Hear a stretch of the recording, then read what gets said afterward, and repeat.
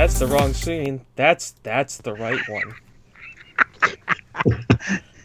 And it starts as we normally do.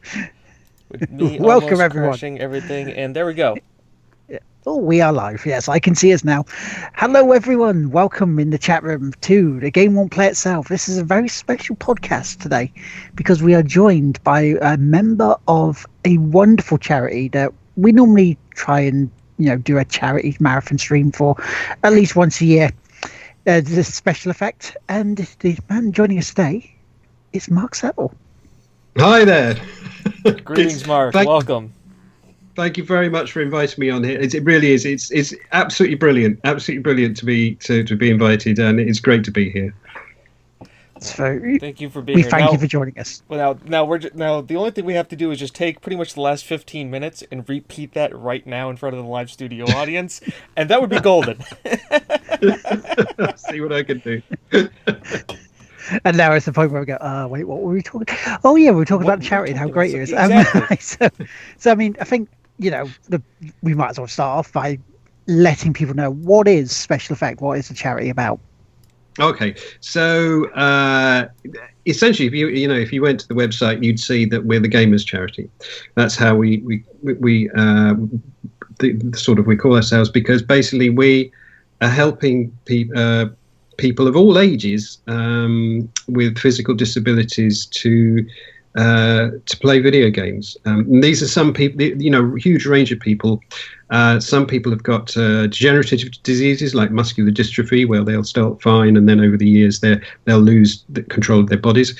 We've got people with traumatic injuries who, perhaps fall off bikes or have car accidents and find that they've got spinal injuries and can't move their arms or their legs. We've got people with industrial accidents who maybe lost a finger or a thumb or an arm or something like that. People returning from theatres of war who've got injuries that stop them gaming, and also people with conditions such as cerebral palsy who will struggle to have the fine motor control needed to use the kind of game consoles. Right the way through to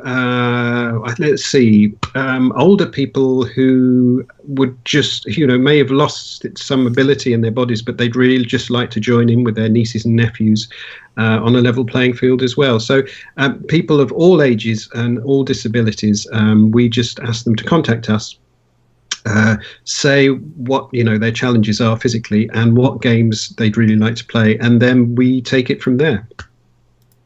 All right, so essentially then, based on the games that they like, is that how you build up the controllers? Because I know you have like certain special controllers rather than the norm, which I'm not sure, there's not a one size fit all, is it really, for the controllers that you do? Yeah, you've absolutely hit the nail on the head there. The whole point of what we do is that everybody we help is a project of one. So everybody's physical needs are slightly different, or physical challenges are slightly different. We might see somebody with muscular dystrophy who can slightly move their fingers, or only might see somebody else who can just move their thumb. We might see somebody with cerebral palsy who can move their head, got control of their head but not their arm. Sometimes it's the other way around. Sometimes it's down to the millimeters of movement in various parts of the body, which we're able just to harness under switches or wheel clamps onto wheelchairs, or maybe use speech control, or maybe combine it with eye control. It's purely customized control setups that we're creating. We're mixing, we're matching, we're modifying equipment so that it will provide a gaming setup that will enable them hopefully to get the best out of the games that they want to play. And that's really the key. There's no one size fits all. Because as we were talking before the show, it was all about EGX, because you guys go around the UK with the games events, and a lot of them you're there with with controllers that people able-bodied, we'll call it, or differently abled, we'll call it can use. I mean, as I said, I tried the chin controller for Rocket League a couple of years ago, EGX, and it amazes me how people can control it well with that controller, because as I say, I was garbage. I was utter garbage using it. So. Well, you're right, and it's a difficult game at the best of times, and when we've got that set up, and I'm rubbish as well, but but some of the people that we've helped to play like that, they're brilliant, because they focus down and they work on it. And what we love to see when we produce an alternative setup, maybe with switches, and is for those people to play able-bodied people using a standard controller and beat them. That's just fantastic when that happens. I think there was a guy we helped called Clarkey, who had muscular dystrophy, so he lost the ability to play FIFA because his muscles just weakened in his hands and his fingers. And for 6 years he couldn't play, and he really wanted to play. We went on and we set him up with a special setup with little micro switches and special joysticks as well, and got him back playing the game that he loved. And the first time he played his brother, when he got back to playing, he beat him 6-1, and it was just like, yes. His brother was furious. It's just brilliant, and that's what we want. So it's not only helping people to play, it's helping people to play to the best of their abilities, even competitively, because there's nothing better than playing against somebody competitively and having the banter that develops as well. So that's our ultimate aim with people. And sometimes we have to manage expectations, and we've got to adjust things, but we'll always do our absolute utmost to get people playing as best as possible. Has there been any times though that it's quite difficult for helping one person because of their disability at all, or is it there's just something that then suddenly clicks and goes, that's how we can help them? It is. Sometimes it takes 2 or 3 visits, and that's probably quite a unique part of our service, is that if we go along to try and help somebody in their house, our occupational therapists will go out with boxes of kits and switches and all kinds of stuff, and they'll try and work out a way for, say, somebody to play Call of Duty or something like that, and they'll leave them with a setup, and they say, well, I'll try that for a couple of weeks, see how that goes. And then in a couple of weeks' time, that person will get in touch, will say, well, actually, no, it doesn't, because that switch doesn't work, or my hand gets too tired. So we'll go, okay, fine, we'll come back. So we'll arrange to go back, and we'll try something else. And we'll keep doing that until we can get people playing as effectively as possible. And that also applies to people with advancing conditions as well. Maybe in 6 months, a year, their condition will have changed, their abilities will have changed. We'll go back and we'll sort of adjust the setup and maybe introduce different ways of controlling stuff so that they can continue for as long as possible. Nice, because as we're going along, we have people in the chat who may throw questions at you as well. There is a guy, the Mr. Smith, or Mod Bro to the Stars, as we like to refer to him as. He says he feels supporting your charity and the charity streams has also helped him with his own non-physical issues as well. So, again, sorry, carry on. No, that's amazing. And to me, that is so heartening, because when people help us through charity streams, there's a small team of us in our fundraising communications department, and we are genuinely humbled and amazed when people actually do this for us and say, right, how can I help? Let's do a stream. And they spend so much time putting it together, so much effort, and they get so much joy out of doing it as well. And we sit and we watch, and we're just amazed, and we're so grateful, to yourself to yourself, everybody, and all your supporters who've donated, over the years. It is truly incredible, and we couldn't do what we do without your kind of support, because all our services we provide, we do it without charge. So we totally need this. I think James had a question as well for yourself. Oh, you're putting me on the spotlight now? I'm putting you on the spot right now. Chat and making sure people were engaged. Now you're actually making me ask a question. My general thought is we talked about a little bit in the back show. You brought it up a little bit here. It's kind of the day-to-day, like what does the service look like? Now, I imagine you said you have occupational therapists, clinical staff that comes out to the home and works with somebody.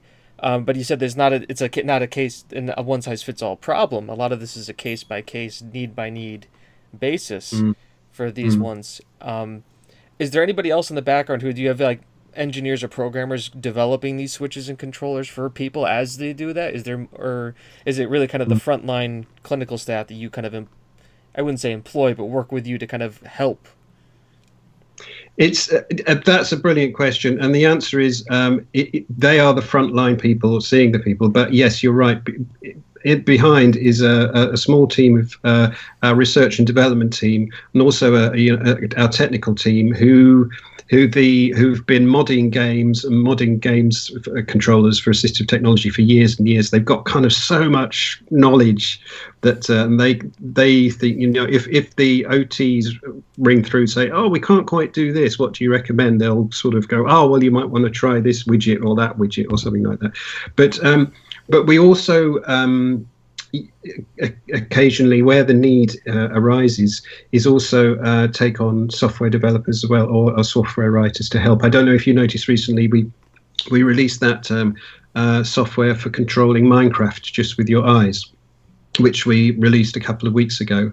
And so essentially, for people with, especially with children with physical cerebral palsy who have real problems with a controller, they need our free software, a low-cost eye tracker, which you can pick up for about €150 now, and a Minecraft account, and that will, give them the possibility of playing Minecraft along with their friends. And it's great. What was brilliant when we released that a couple of weeks ago online, just said, download it, give it a go. Within 24 hours, we got a video of a boy with muscular dystrophy over in Japan playing Minecraft using the software. We're just like, wow, this is exactly what we want, because we're doing all this hard work in the UK and helping all these people in the UK. But what we really want to do is just spread everything we're learning just out to the world. So that's one way we're doing it.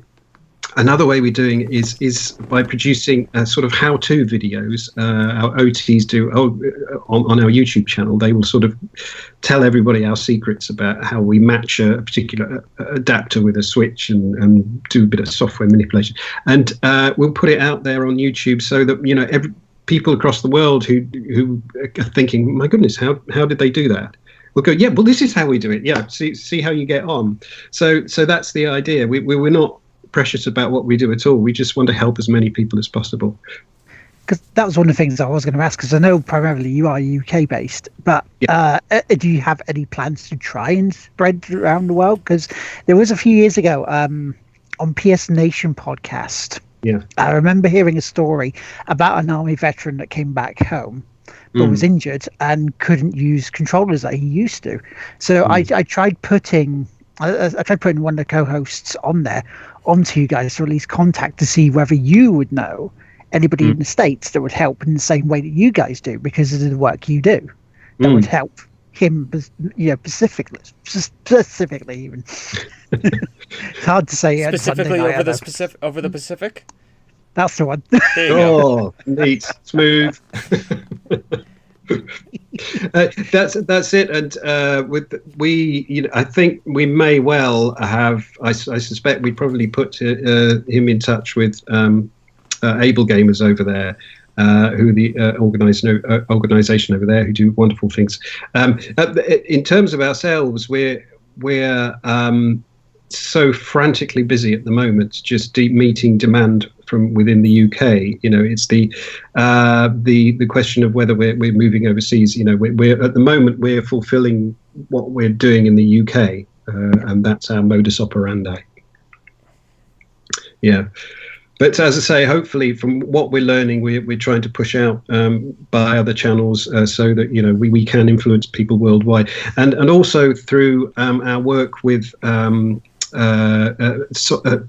games developers as well. That occasionally game developers will come to us and say, well, how can we make our games a bit more accessible? And we'll go, well, no problem, we can tell you. So we'll work alongside them as well. Oh, well, so potentially then, did you guys have any input with, because I know Sony when they were developing a patch for the PS4, were doing things like color blindness and control settings as well. Did you have guys any input from that? Did they contact you saying how could you help us with this to try and make it easier for other gamers to get involved? Oh goodness, do you know what? I have to be absolutely honest and say I'm not sure that, because that was dealt with by our R&D team. And do you know what? I should know that. I should be able to say, oh yes, we did, or oh, no, we didn't. But I have to be completely honest. And on this Sunday evening, with my brain going to mush, I can't remember. I do apologise. That's fine. No worries at all. We'll just say yes. And again, yeah. Okay. Nod smile, say yes. Mr. Smith has again said the level of innovation is amazing. Do you feel that it is suitably recognised? Is the question saying? Suitably recognised. It's always difficult, because the very last thing we want to do is start lobbying the games industry. The very last thing we want to do is start hitting games developers over the head with a large stick saying you must make your games accessible. The very last thing we want to do is start getting into arguments about online accessibility and the whole ethos of it. The minute we start doing that, we start taking away time from our core work, which is helping people one-on-one, So that's why we don't get involved in the lobbying side. And so in terms of recognition, we just carry on doing what we do, and hopefully by doing what we do, we can just inspire people to, especially game developers maybe, to make their games more accessible, to inspire other people who've heard about us to look into ways in which they may be able to help friends and family as well. So it's all about inspiration, really.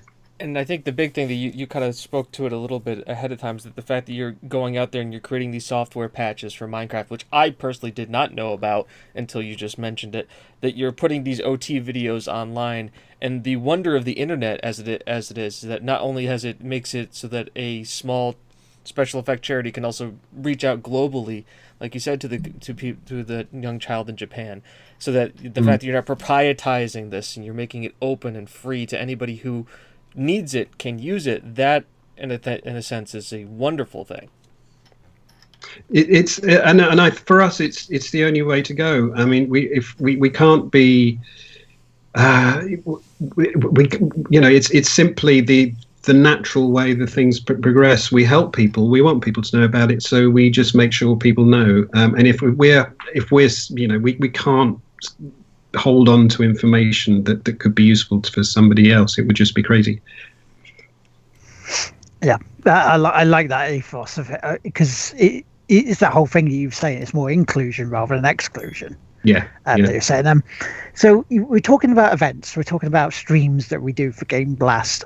Is there any other events coming up in the next few weeks that you would like to pimp out and just say, look, you can get involved in this. You can help donate to this to help this or cause, just donate your time in these events. Yeah, absolutely. I mean, although we have the Game Blast event at the end of every February, which is kind of the focused stream event, like the Children You Need for Gamers, we give the invitation for anybody to stream at any time, and in fact they do, and we've got for example, a lovely group called Gaming for Others do a stream every Easter, over the Easter holidays, and that's their regular slot, and every single weekend we're finding that people are running gaming streams for us and raising money. And as I said before, it's just amazing. We are gobsmacked every time.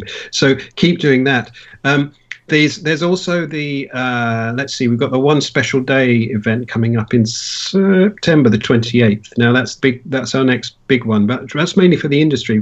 We're asking the gaming industry for that one day to devote part or all of the sales of one or all of their games to us, just for one day. And so if you're thinking of buying a particular game around that time, you might want to do it on the 28th of September if that company is taking part. That's a good idea. I like that. If people want to wax their legs, if people want to bake cakes, if people want to rub pub quiz, it's brilliant. Just let us know, and we'll help you out as much as possible. Well, you must have had some weird offers for some stuff. There's some weird streams that happen on Twitch. I don't know about you, but I've seen some pretty crazy stuff. I'm pretty sure that everybody's waiting for bated breath for me to bake a cake while talking about special effect. It's brilliant. There's a guy called Mort Paints who paints miniature World of Warcraft figures and all kinds of figures like that online, and he'll do streams for us, and that's just one example of the sheer variety of streams and things that people are doing for us. It truly is amazing. A few years ago, we had a little girl who of 12 who wanted to take her scooter between Boscombe and Bournemouth, which is about 12 miles, and just scooter along the seafront there and raise money for it. It's just brilliant, the things people do. Sometimes we can't keep up, but we try to. That's cool though. It's like, I like the fact that people aren't restricting themselves to just doing like a gaming stream. They're going out and doing other things in the same way that other people do, like runs. Because I've seen Claire, who's also is she just a volunteer for Special Effects? Yeah, she does like things like Tough Mudder, which I look at and go, wow, I couldn't even try that. Yeah, that's we get to go, I can't move. So how she does it, I don't know, but my hat's off to her when I see her do this stuff. Yeah, that's it. And when you see teams of them, and I've been there at the events. I wouldn't do them either because I'm hopeless. But I feel so awful when you see these tired, wrecked people sort of staggering in with their special effect t-shirts on, and I'm going, oh, well, they just did it for us. Oh, crikey! But it's great. It's really we really appreciate it. Really appreciate it.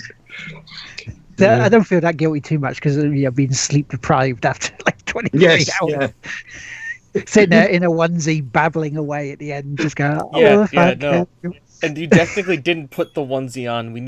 We forced you to do it for the next 2 weeks on the podcast. I had it on for the hour. They donated the money. You have to own up. Tell you what, and I'll be there with my screenshot key combination, waiting to push that out on Twitter and Facebook. I'm sure we can find it for a screenshot. It's on our YouTube. You did get the footage. Nice. I have footage. I can easily find it. I have the archives. Yeah. Screenshotting and archiving is what I can do. Bring it on. It's worth it. Yeah. Oh, thanks so much. And do you know what? That's what really gets us, because so many people, within the gaming community, have said to us, we understand what you're trying to do. How can we help? Because and so many people said, I cannot imagine my life without games, and we can understand that. And this is exactly the kind of people we're trying to help. People, who are sitting on the sidelines. There was some just wonderful messages came through. I think it was just last week. Our therapist went off and helped a mother who has muscular dystrophy. It was one of those. She used to be a huge gamer, and she's now sort of basically almost bedbound in a wheelchair on a oxygen all the time. And our OTs went along and they set up a very careful, a delicate setup for her to enable to play some games again. And her son, who just put the most beautiful tweet out about thank you, about my mum is so happy to be, finally doing what she loves again, and it really does for us. It makes it all worthwhile. It really makes it all worthwhile. And because sometimes it's so complex. I mean, I've been out with our OTs, for example, and if they will go into, say, somebody's house, and there's perhaps a lad there who's got muscular dystrophy who'd like to play games again, and as soon as we walk in, there's no kind of hello, how are you? He's just like, right, there's my stuff over here. This is what I can do. Could you do? You know, it's so keen. They're so keen to get, which is great. But what our OTs will do, for example, they'll sit down, and the first things they'll do, they'll say, oh, hi, all right, it's good to see you. Is that a new pair of glasses you're wearing there? Oh, it's interesting. Oh, is that a new wheelchair? How long have you had that wheelchair? Is it electric? Or things like, you know, have you changed school recently? Have you got a new carer in? Now, all these are absolutely crucial questions, because if it's a new pair of glasses, it might not be suitable for the screen. If it's a new wheelchair, it might not be suitable for our switch mounts. If it's a new carer who's just about to come in, they might not be able to set up the kind of complex technology that he'll need every time he wants to play games. So, and you know, they're looking at comfort. It's no good us giving them a way to play a game if after about 6 minutes they're incredibly uncomfortable trying to use our equipment. So there's all these extra pieces going around the actual kit itself, which really, really, really matter, and that's where the expertise of our OTs comes in.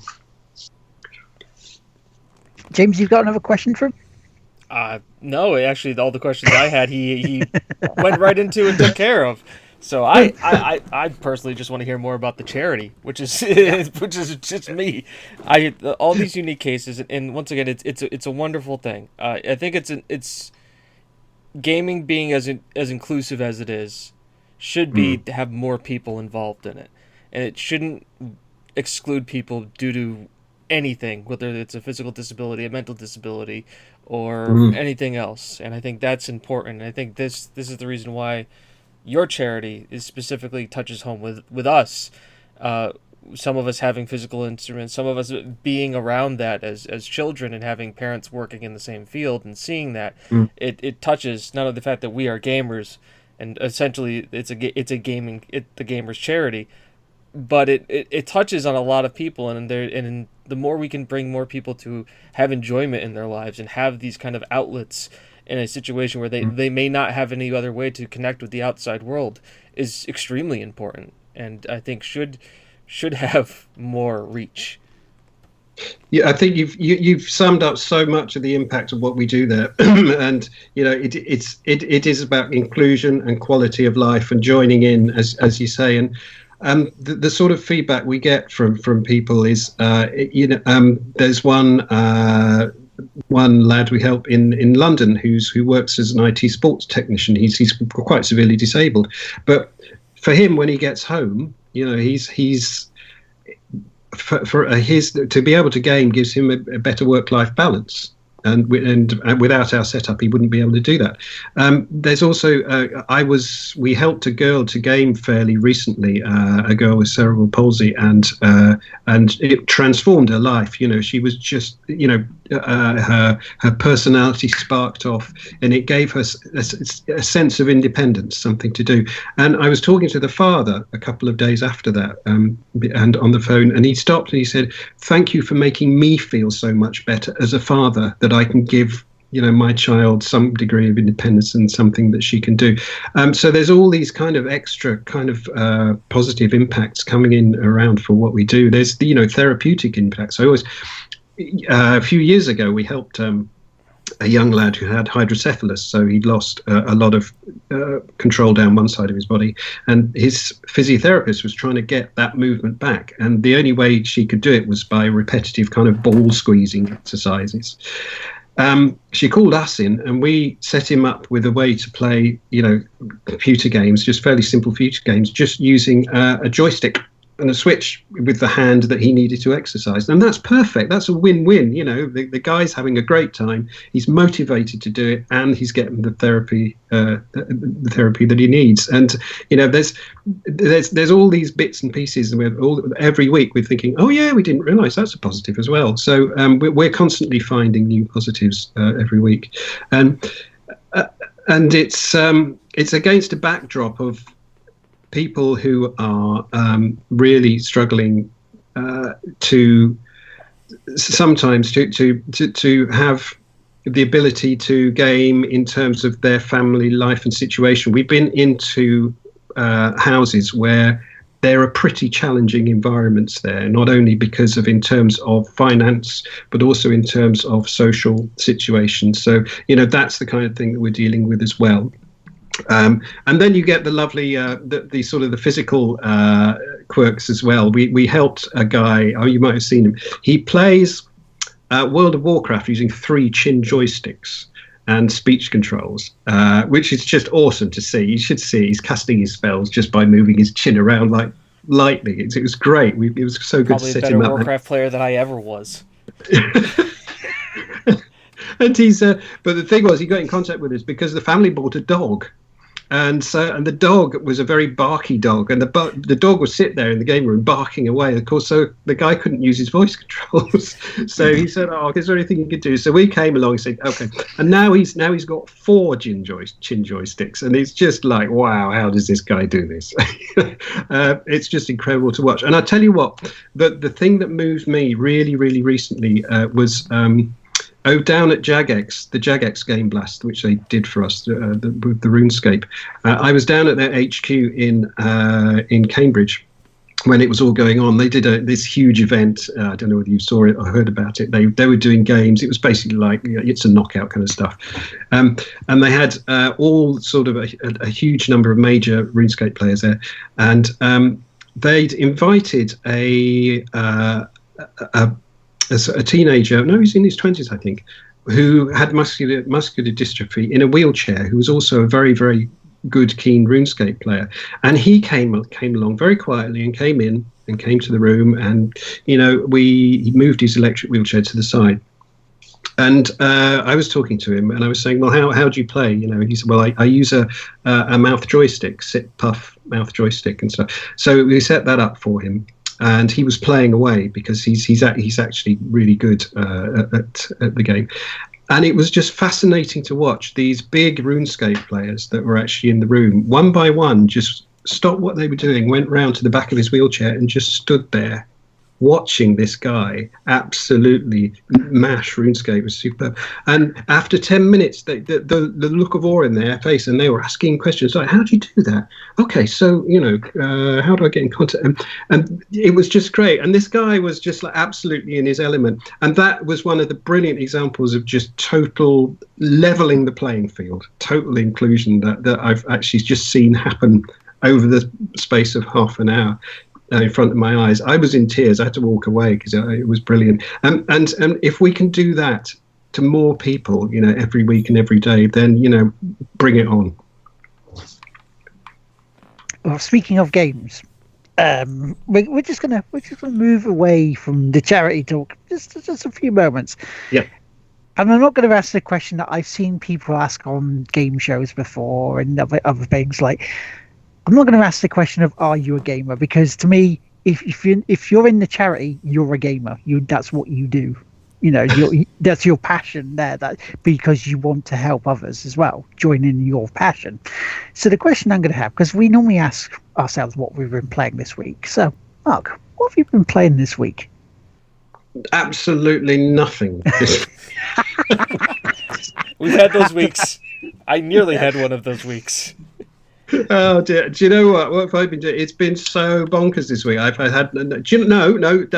it wrong. Do you know what I managed to do? I managed to re-go through Monument Valley. That's the only thing I've managed to do this week because it's been so bonkers. I think I was telling you before the show that I was actually doing some dry stone walling this afternoon because I promised my neighbour I'd help him. So I'm looking forward to just going. Right. Should I just sit down in front of the computer and play some games this evening? So that'd be cool.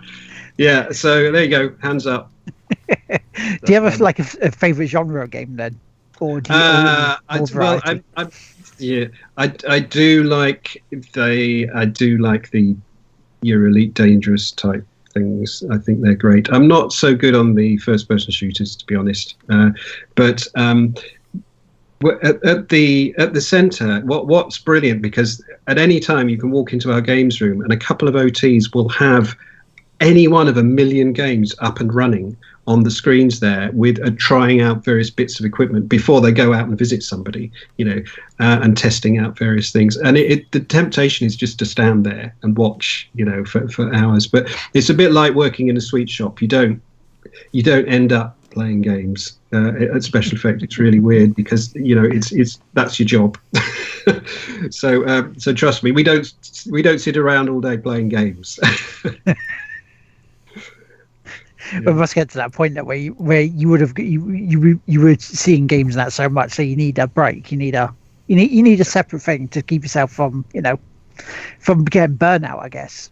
Yeah. It's a wonderful environment to be in, and it's so exciting. The whole of the community, the gaming community, and the gaming industry community is just so exciting. Just trying to keep up with developments in new games that are coming out in things like VR, and it's incredible. I mean, we did do a bit of work in VR in terms of R&D. We were looking in integrating eye control within VR. And so, watch this space on that. We'll see whether that turns into anything positive. We'll see. But we do have a couple of things coming out in the relatively near future. I think we have some eye gaze controllable games coming out on a website that people will be able to play just without charge at all. So we're putting those together as well. That's cool, because I was going to ask about the HoloLens that Microsoft were talking about a couple of years ago at E3. Have you guys got your hands on those yet? And is there anything that you could potentially use that for? As far as I know, we haven't got our hands on one. This is where I get hit tomorrow by our R&D team. Who's saying, we got one here, and I'm thinking, but no. As far as I know, we haven't been involved with anything like that yet.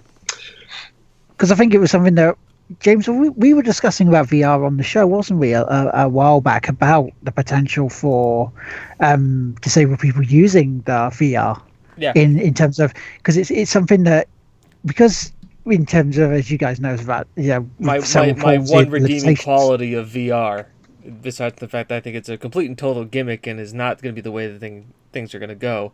Because it's like 3D TVs. How many of those do you see sitting around? Because people wanted to wear glasses in their living room to watch TV. In my mind, I see where VR is going to be good and a great step. I think AR is going to be where everything goes. It's augmented reality gaming, where you are put into the game as a unit and is just augmenting the reality around you to become the game. Now, where I know we're very far away from that, but I can see VR being a very good and also practical application. Especially giving people who have physical disabilities the ability to, I guess, in a sense, realize doing something and being able to be like, play Resident Evil and walk down the hallway and, be able to be scared and like run away and scream and fall down and have horror nightmares like I have with that game. You're right. It does the level of immersion that it would give for people with disabilities. It's a very interesting potential that's there, and I think we're looking forward to developments just as much as you are. That should be an interesting one. Yeah, because it's the ability to be somewhere that normally you can't be. That to me seems like the biggest win for it. Yeah, absolutely. And even if I'm thinking just on simple things like ability to swim with dolphins, which might do through VR. This is something that people with physical disabilities would never get to do. So even that is a small win in itself. So I think all these different technologies, emerging technologies, all of them will have a positive impact for people with physical disabilities, and then it's just a case of looking at how the development of each one progresses, and then how we can fit in to make it better for people with disabilities. That's class. We were talking about volunteers and to help you get the word out.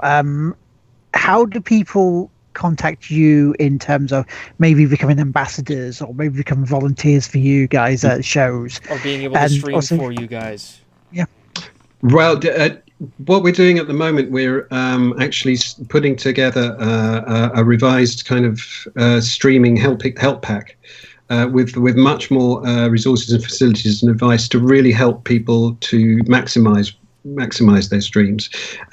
So that hopefully fingers crossed, will be something that we'll be coming at in the future. In terms of volunteering, there's a form on the website if people want to volunteer to sort of help us out at shows and represent at shows on our stand, or sort of at other events. We've say the running events. We always need people to bag drops, people to cheer people on, that kind of thing, and other events too. So.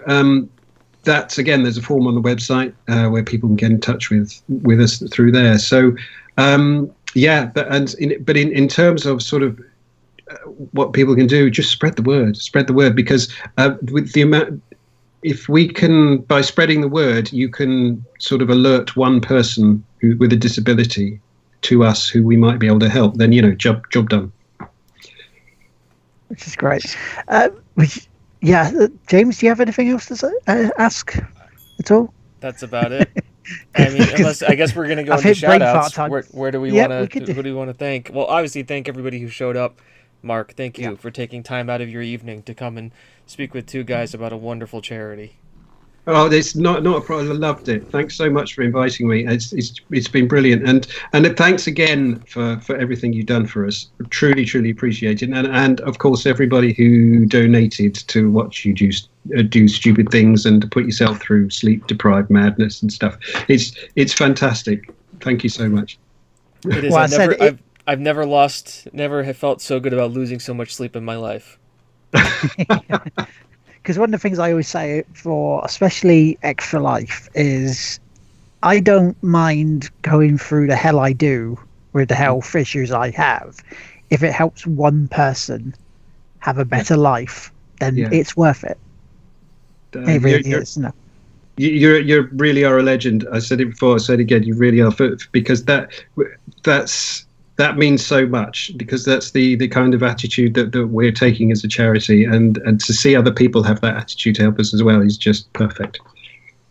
Because it's nice to see. I mean, I do get teared up when I see some of the stories that you put online on your YouTube channel or even via Twitter of the changes that you see in the kids. I mean, there was one where the little schoolboy who was just playing FIFA, and the expression and change on his face was just it was amazing, the stuff we see.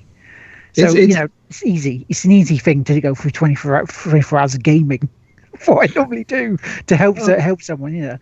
That's thanks so much. And actually, I think there was a girl we helped, Chada, a while ago. And she had cerebral palsy. We helped her to play games, and for the first time in life. And she turned around and she said, "Now I'm a gamer." And you think what that means these days. 15, 20 years ago, it would have meant something completely different. But nowadays, being a gamer means you are part of a massive society. An exciting, bubbling society which has got so much promise and potential. And if we can get that kind of response from people we're trying to help, then bring it on. It's a big win. It's a lovely win as well. So do you have any shout outs? Do you want to thank anyone? Do you want to pimp anyone's streams out? You have the soapbox, please. Use it. Well, it's, where do I start? I mean, it really is. We wouldn't be where we are today without the help and support, genuine help and support of people, like yourselves, like everybody else who does Game Blast, like everybody who puts themselves through stupid challenges to help us out. And because what we do is a stupid business model, it's ridiculously expensive stuff, it's ridiculously specialist stuff, but we don't charge for it at all. And without your kind of support, we just couldn't be here. So it really is just to everybody. Thank you so much, and keep doing what you're doing, because we really appreciate it. You're very welcome. You're very welcome. We'll certainly try to do it again next year, because I know it's one of the things that we like to try and do at least once a year for you guys. So so where can people find you?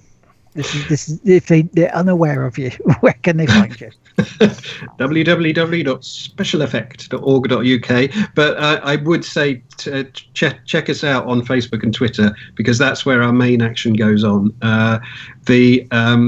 we post. Every week. I say to the OTs, guys, have you got a story for me this week? You got a story for me this week? And they'll go, oh, hang on a minute, what have we done? And and usually, inevitably, they will. They came in last week. It was great. One of our OTs, Dobby, came in and said, Mark, you won't believe what happened today. I said, go and tell me. So we got this guy playing. What was it? It was I can't remember the game. Was it one of the Forces? I can't remember what it was. But it was one of the games that required absolutely every single control on a console. And he really wanted to play it, but he had quite limited ability. So they set him up with 14 different switches around his body, using his feet and his fingers and his head, and within a day they got him playing again, and you could tell she was like, oh, I'm so glad we managed to do that. So that kind of stories we're trying to put on our Facebook and Twitter, and also sort of trying to support people who are supporting us as much as possible as well with stories about that. So yeah. That sounds awesome. Get that, because I know for games like the Forza, like controls, and I go, how am I supposed to twist my? It just makes you just. It makes me realize how old I am these days. That I have to think that I'm not as bendy to be able to actually, get these controllers as I used to be when I was younger playing games. So, yeah. Not a problem at all. It's been great. It's been fantastic. I mean, hopefully we can get on some the line. Yep. That's no problem at all. I can talk the hind legs off a donkey about special effects. That's no problem at all. I get very excited. So yeah. But yeah, we need to just thank everybody else for joining us in the chat today. If you are listening to us on the podcast, fantastic.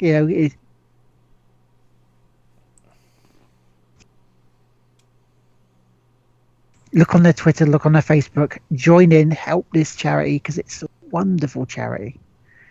And I can't really say, speak highly enough of you guys. So thank you very much for joining us today. Thank you very much, Will. Thanks, James. It's been a pleasure. It's been great. Have a good night, everybody. Cheers, then. Goodbye. And that actually worked out really well because